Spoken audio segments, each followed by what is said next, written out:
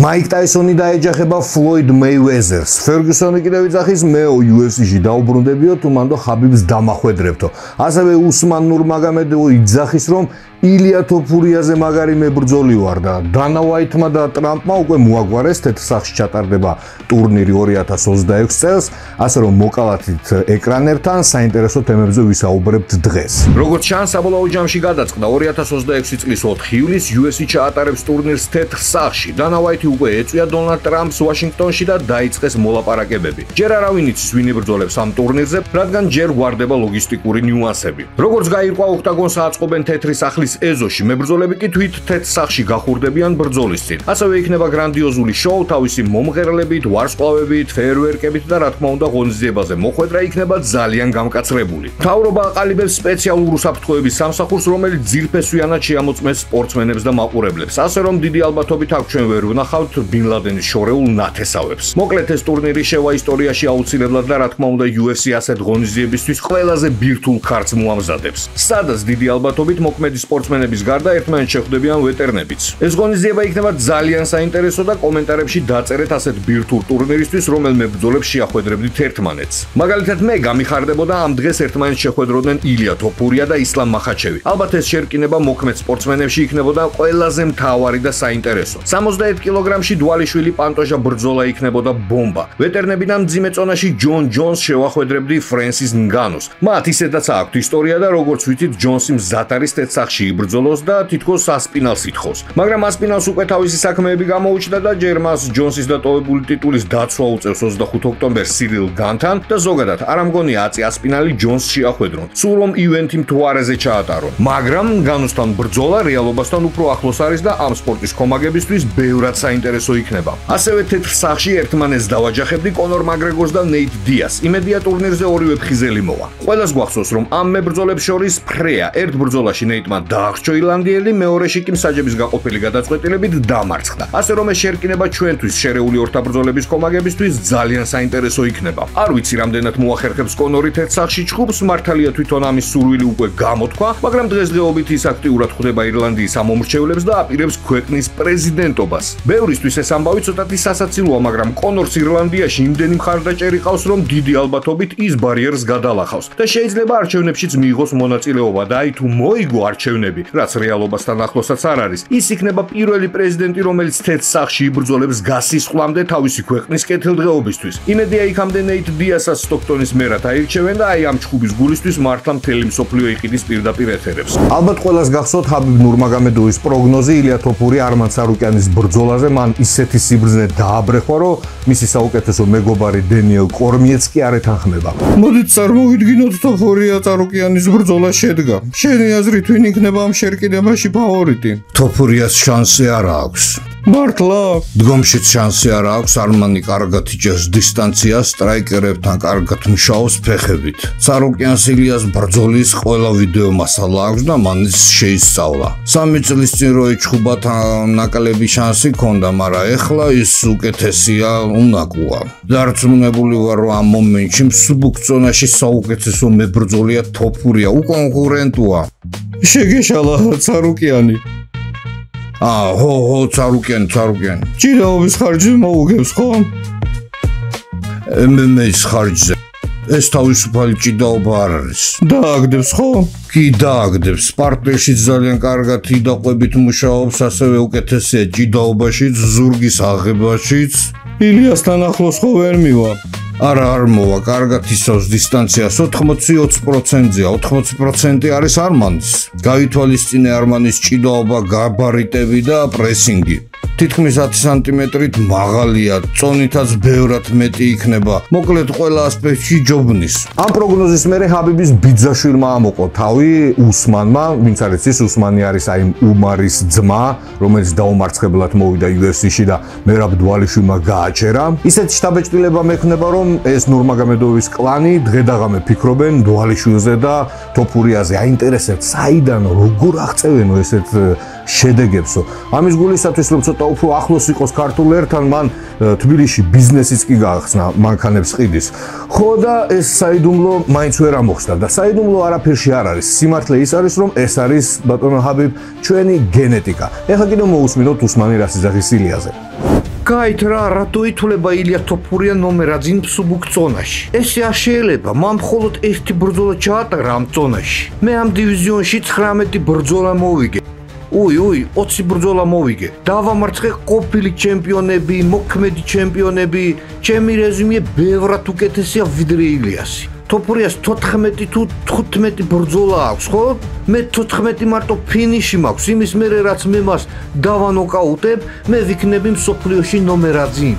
მოკლედ ძალიან თამამი განცხადება იყო უსმანისგან, რომელიც პრინციპში არ არის ცუდი მებრძოლი, მაგრამ ცოტათი არარეალურია ამის მოსმენა მებრძოლისგან, რომელიც სულ სხვა რანგით ბევრად ნაკლებად პრესტიჟულ ორგანიზაციაში იბრძვის. მინდა შევახსენო უსმანს, რომ PFL-ი იქნება Cage Warrior-ი ან სულ სხვა პრომოუშენი, ამ ორგანიზაციიდან გადმოსული ბიჭების დიდი ნაწილი ვერ ქაჩავს UFC-ში. ამიტომაც UFC ითვლება ყველაზე სერიოზულ ორგანიზაციად, მაგრამ სხვა პრომოუშენიდან გადმოსულ ჩემპიონებს სულ მცირე 4-5 წელი ჭირდებათ, რომ გახდნენ ჩემპიონები UFC-ის ორგანიზაციაში. თუმცა თუ ვივარაუდებთ წარმოსახვაში ამ ბრძოლას და გავითვალისწინებთ უსმანის ბოლო სატიტულო შერკინებას PFL-ში პოლ ჰიუსთან, სადაც მან შეხვედრა მსაჯების გაყოფილი გადაწყვეტილებით მოიგო, ილია მას ოლივერას დღეში ჩააგდებს. თან უსმანმა ისე თანაბრად იჩხუბა ჰიუსთან, რომ ბევრი ექსპერტი თვლის, რომ დაღესტნელმა წააგო ეს შეხვედრა და ამიტომაც მას ამავე მებრძოლთან მალევე რევანში მოუწყვეს, რომელიც 3 ოქტომბერს შედგება და ამოვნახოთ ამჯერად რითი გაგვაკვირვებს ნურმაგომედოვი. ასევე არ დაგვავიწყდეს, რომ UFC-ში ბევრად სერიოზულად ამოწმებენ სპორტსმენებს დოპინგზე და დამხმარე ჰორმონების გარეშე ხო უსმანს საერთოდ არ აქვს შანსი ილიასთან. ვინც არ იცის, უსმან ნურმაგომედოვი ერთხელ უკვე ჩავარდა დოპინგზე 2023-ში თან ბელატორის სატიტულო ბრძოლაში, სადაც მან მოიგო შეხვედრა, მაგრამ ანალიზებმა არაო შვილო, ტრემბალონი შენს ჯანმრთელობას ავნებსო.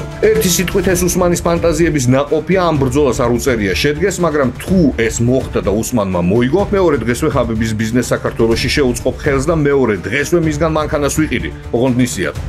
ამასობაში ბებერტონი ფერგუსონმა ჩაატარა თავისი პირველი ბრძოლა პროფესიონალურ კრივში, სადაც შეხვდა ბლოგერ სალტ პაპის. მართალია 41 წლის ვეტერანი პირველ 2 რაუნდს ქულებით აგებდა, თუმცა მესამეში მოფერიანდა და მოიგო შერკინება ტექნიკური ნოკაუტით. თვითონ სალტ პაპის უმარ ნურმაგომედოვის დაემართა ბრძოლის შემდეგ, მან თქვა, რომ ხელი მოიტეხა და რევანშს ითხოვს ბებეროსთან. ტონიმ კი ამ შეხვედრის მერე დაასახელა ორი მებრძოლი, რომლის გულისთვისაც ის მზად არის დაბრუნდეს UFC-ში.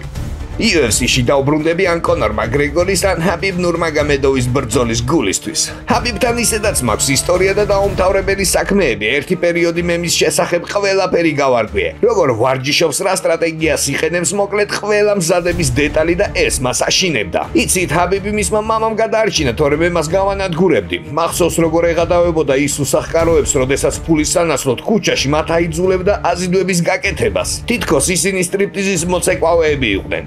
იმის მერე რაც ნასრუდინ მიმამოვმა მოიგო ბრძოლა ბორალიოსთან, საჯების გადაწყვეტილებით მან სატიტულო ბრძოლის სურვილი გამოთქვა ჩემპიონთან.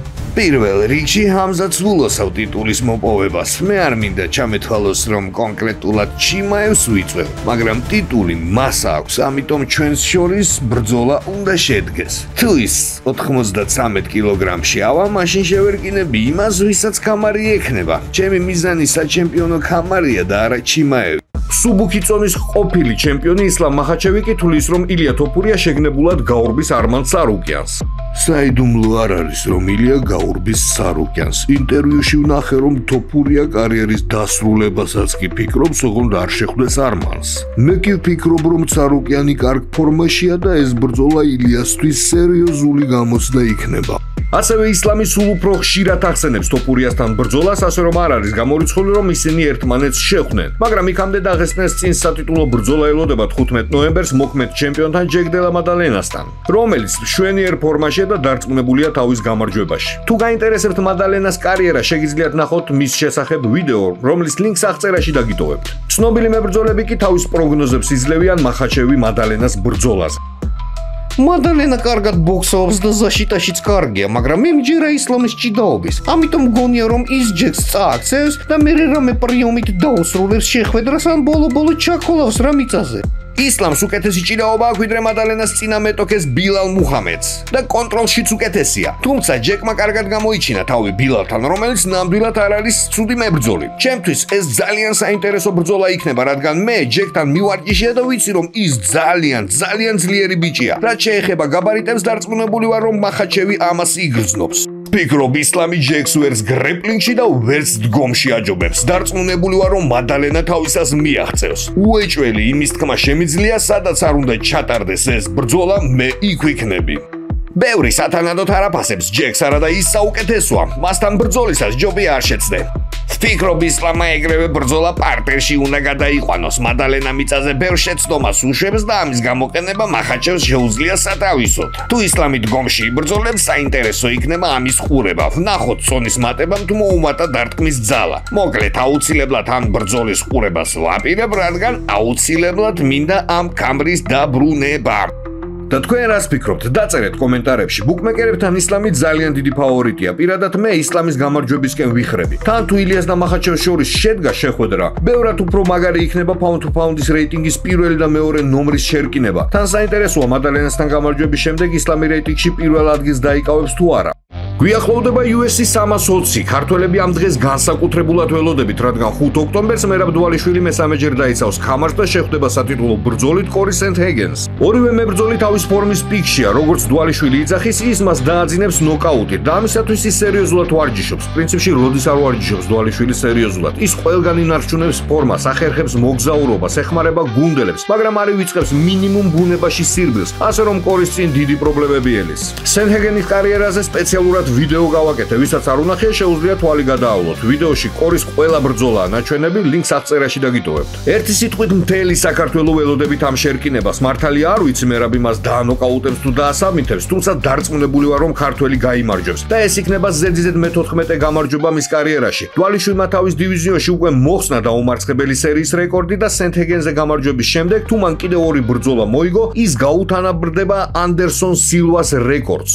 ვინც MMA-ის კომაგია, ყველა ხვდება რამდენად სერიოზული წარმატება იქნება ეს. ისედაც ქართველმა ოქროს ასოებით ჩაწერა თავისი სახელი UFC-ის ისტორიაში, როდესაც მან სენ-პერის ტეიქდაუნების რეკორდი მოხსნა და ამ ფაქტს თუ გამარჯვებების სერია დაამატა, ალბათ მას კარიერის დასრულებამდე შეიყვანა დიდების დარბაზში. პრინციპში მე პირადად დარწმუნებული ვარ, რომ ილიას და მერაბის დიდების დარბაზში აუცილებლად მოხვდებიან. იქამდე კი ქართველ მანქანას უსურებ გამარჯვებას 5 ოქტომბერს. ამავე დღეს, ანუ UFC 320-ზე კიდევ ერთი სერიოზული ბრძოლა გველის ტიტულზე 93 კილოგრამში. სადაც სარევანშო ბრძოლაში ერთმანეთს დაუპირისპირდებიან მაგომედ ანკალაევი, მოქმედი ჩემპიონი და ალექს პერეირა. ორივე სპორტსმენზე მაქვს გაკეთებული დოკუმენტური ვიდეოები, სადაც ნაჩვენებია მებრძოლების ყველა შეხვედრა, შეგიძლიათ ნახოთ, აღწერაში დაგიტოვებთ ლინკს და დაწერეთ თქვენი პროგნოზები წინასწარ. უმრავლესობა დარწმუნებულია, რომ ანკალაევი შეინარჩუნებს ტიტულს, რაშიც მეც ვეთანხმები ამას. თუმცა ასევე ბევრს იმაში ვეთანხმები, რომ წინა შეხვედრაში პერეირა თითქოს შეშინებული იბრძოდა. თითქოს ის ანკალაევის ჭიდაობას ერიდებოდა და ამიტომაც შებუჭილი იყო. დამეთანხმებით ალბათ ბევრი თქვენთაგანი, რომ ის ძველი პერეირა